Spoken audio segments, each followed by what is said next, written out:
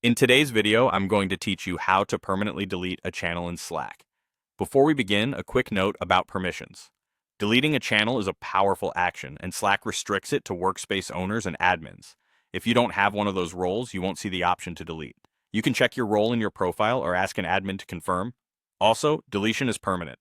All messages and content in that channel will be removed according to your workspace's retention settings, and the channel cannot be recovered. If you are unsure, consider whether archiving might be enough for your needs, since archiving hides the channel without wiping it out. Let's walk through the process clearly from start to finish. Open Slack and go to the channel you want to remove. You can find it in the left sidebar. Click the channel name to open the conversation view. Once the channel is open, look at the top of the screen and click the channel name. That opens the channel details panel where you'll see tabs like About and Settings. Go ahead and select the Settings tab.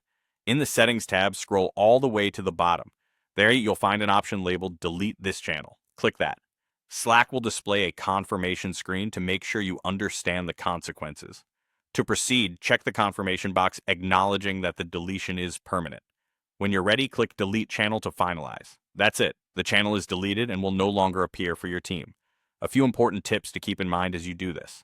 If you don't see the Delete this channel option, you may not have the required permission level, or your organization might have restricted channel deletion. It's also worth noting that certain default channels, like the main general channel, cannot be deleted.